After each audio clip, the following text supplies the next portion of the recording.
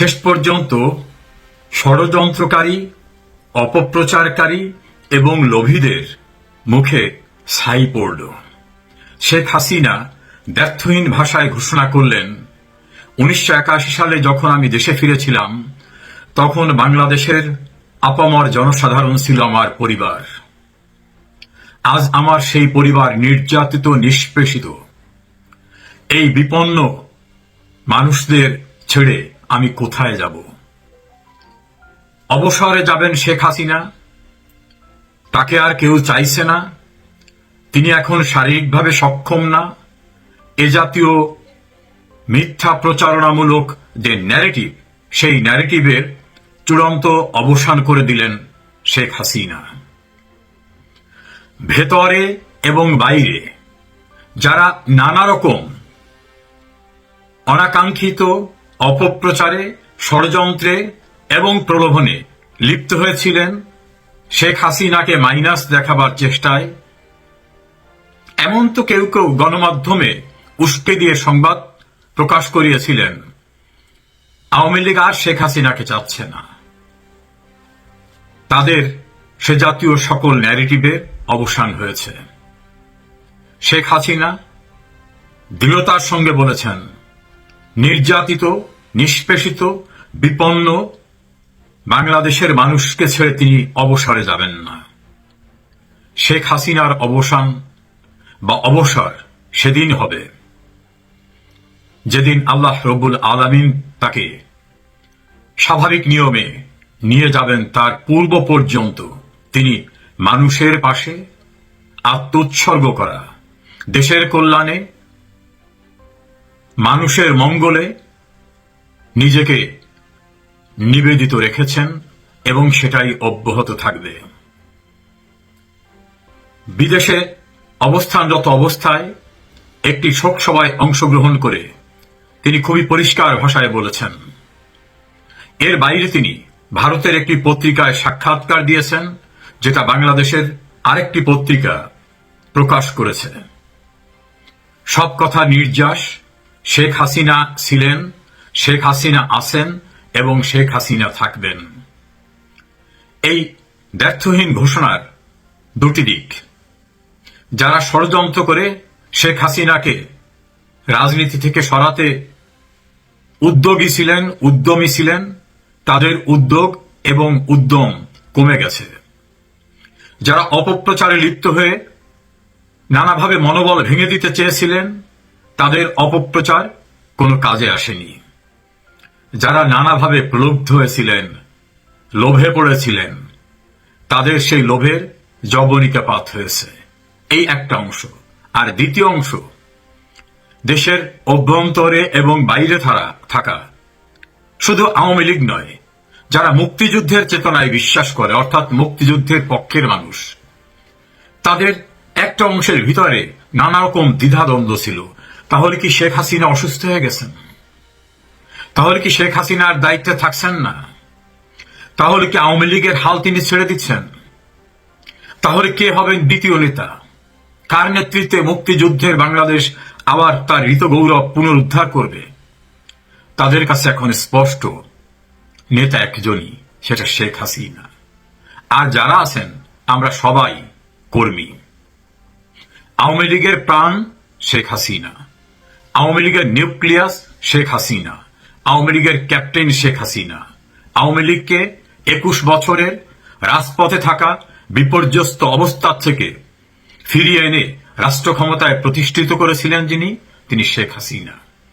বঙ্গবন্ধুর খুনিদের দাম্ভিকতা চূর্ণ করে বিচারের কাঠগড়ায় দাঁড় করিয়েছিলেন যিনি, তিনি শেখ হাসিনা।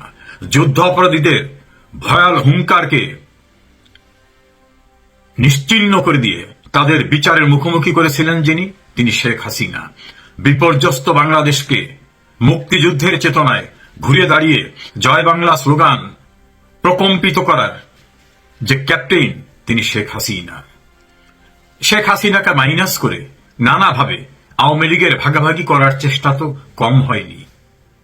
নানাভাবে যারা করেছেন তারা অনেক ভালো সংগঠক ছিলেন, কর্মীদের কাছে খুব গ্রহণযোগ্যতা ছিল। অনেকে হয়তো ভুলে গেছিলেন যে তাদের সবকিছুর উৎস তারা আওয়ামী লীগের হওয়ার কারণেই তাদের এত যোগ্যতা। বিভাজিত করে, গ্রুপিং করে এক পর্যায়ে তারা বুঝতে পেরেছেন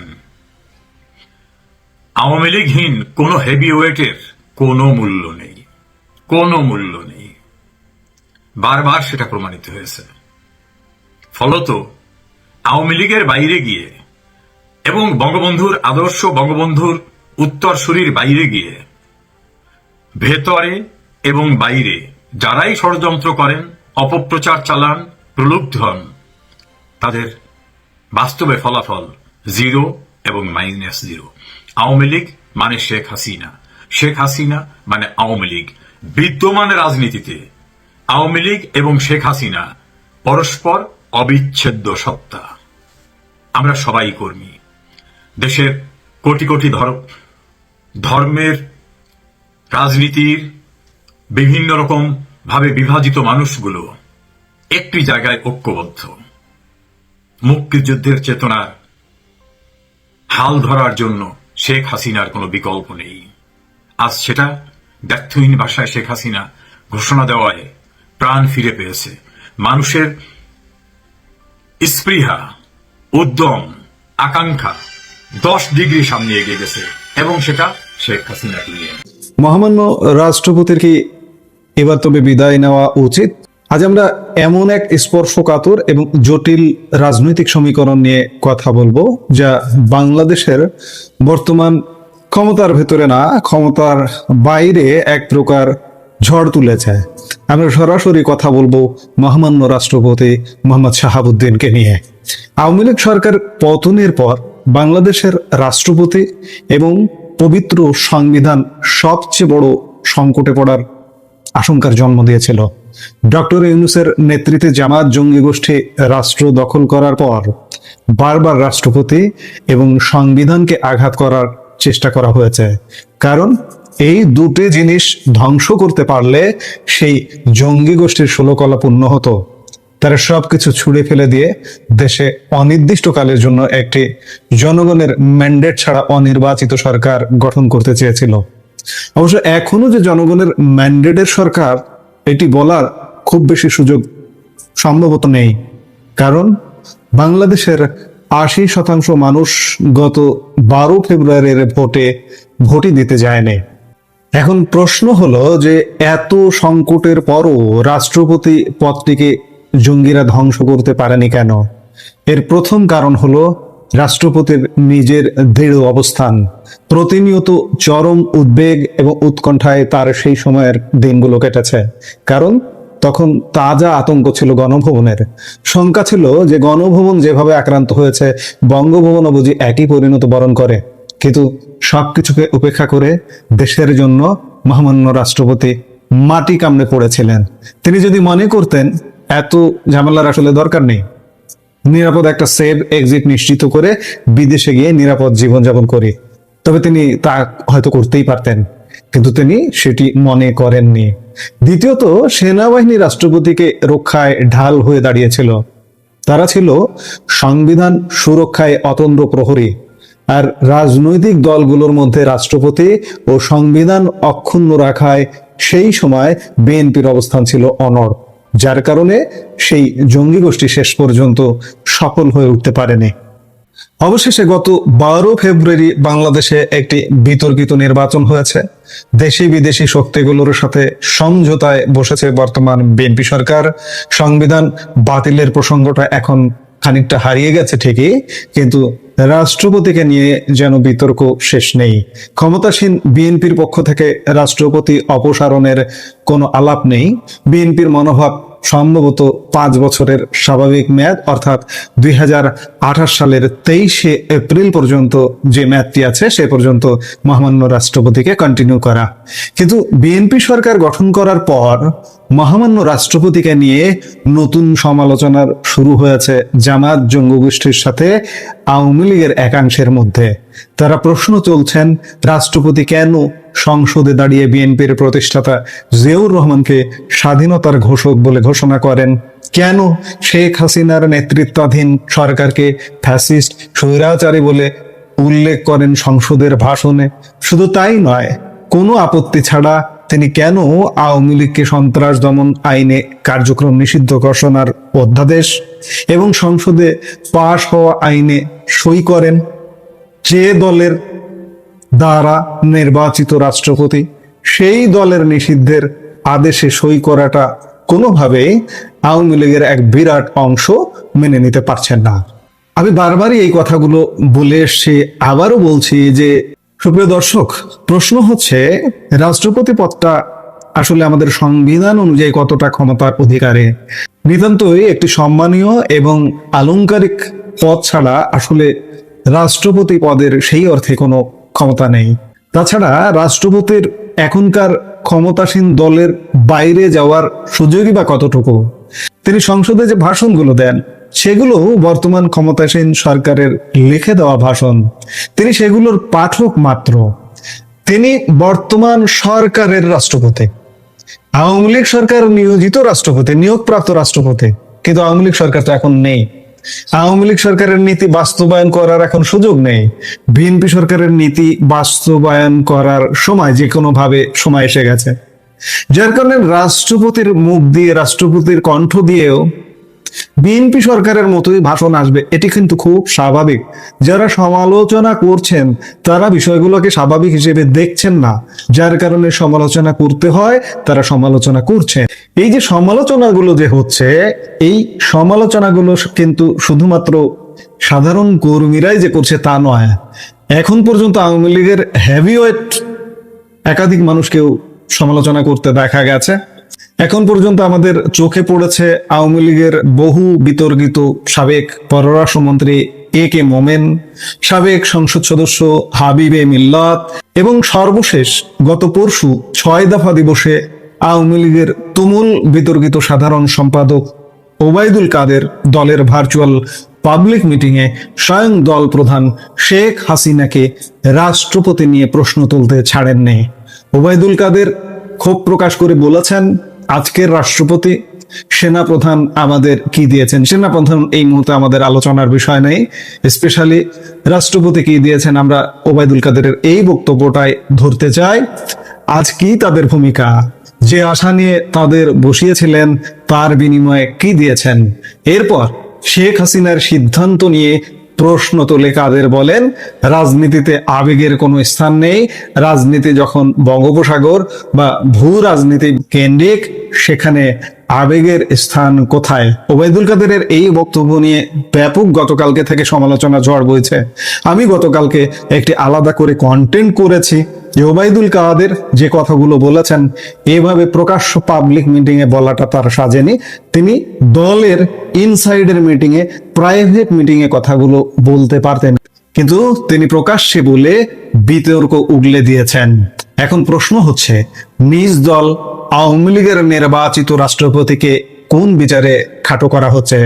যিনি বাংলাদেশের সংবিধানের মর্যাদা অক্ষুণ্ণ রাখতে কঠিন সময়ে মাটি কামড়ে পড়ে থাকলেন, তাকে নিয়ে জামায়াতের সুরে আওয়ামী লীগের কতিপয় বিতর্কিত নেতা কথা বলছেন কেন?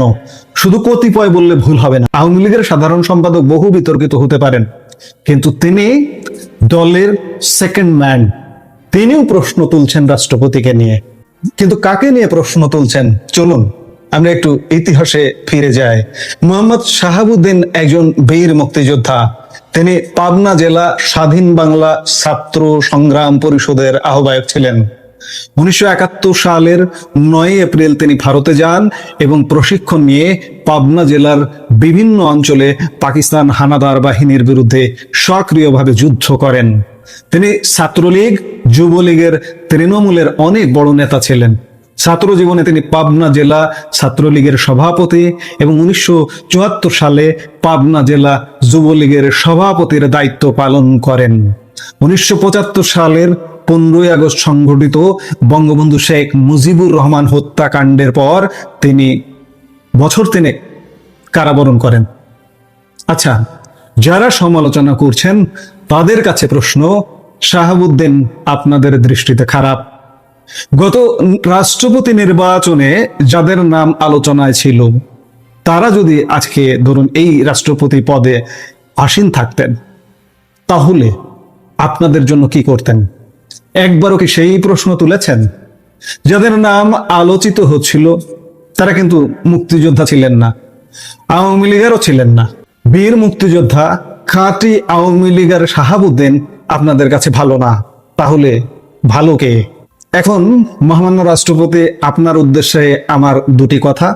আমি কথাগুলো আপনাকে ব্যক্তিগতভাবেও বলতে পারতাম, কিন্তু না, যেহেতু প্রকাশ্যে আপনার ইতিবাচক অবস্থান নিয়ে আমি সবসময় সরব থেকেছি, তাই এই প্ল্যাটফর্মে প্রকাশ্যেই বলি, যে বাধ্যবাধকতাতেই হোক, আপনি কেন সংসদে দাঁড়িয়ে বিএনপির প্রতিষ্ঠাতা জিয়াউর রহমানকে স্বাধীনতার ঘোষক বলে ঘোষণা করছেন?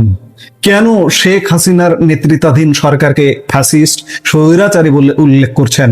শুধু তাই নয়, বিনা আপত্তিতে কেন আওয়ামী লীগকে সন্ত্রাস দমন আইনে নিষিদ্ধ ঘোষণার অধ্যাদেশ ও আইনে সই করছেন? আওয়ামী লীগের একাংশ এটি মেনে নিতে পারছে না, হৃদয়ে রক্তক্ষরণ অনুভব করছে। তারা আপনাকে বিতর্কিত করতে চাইছে। স্বয়ং আওয়ামী লীগের সেকেন্ড ইন কমান্ড, বহু বিতর্কিত সাধারণ সম্পাদক প্রকাশ্য দলীয় সভায় আপনাকে নিয়ে প্রশ্ন তুলছেন, আপনার নেত্রী শেখ হাসিনাকে কাঠগড়ায় দাঁড় করাচ্ছেন। এখন এই অবস্থায় আপনার কি করা উচিত? মহামান্য রাষ্ট্রপতি, সারা জীবন সম্মানের সাথে মাথা উঁচু করে বেঁচেছেন আপনি। এখন জীবনের শেষ বেলায় আপনি রাষ্ট্রের সর্বোচ্চ পদে আসীন হয়েছেন। আপনার আর নতুন করে চাওয়া পাওয়ার কিছু নেই। তাই বিতর্ক এড়াতে সসম্মানে পদ ছাড়াটাই আপনার জন্য যুক্তিসঙ্গত কিনা তা ভেবে দেখুন। আপনার নিয়োগদাতা আওয়ামী লীগ প্রধান শেখ হাসিনার সাথে যোগাযোগ করে একটি ইতিবাচক সিদ্ধান্ত নেন। একজন শুভাকাঙ্ক্ষী হিসেবে আমাদের চাওয়া, আপনার অবশিষ্ট জীবনটি সুন্দর ও মর্যাদাপূর্ণ হোক। প্রিয় দর্শক, এই পুরো পরিস্থিতি নিয়ে আপনার মূল্যবান মতামত কমেন্ট বক্সে জানাতে পারেন। ভিডিওটি ভালো লাগলে লাইক ও শেয়ার করুন।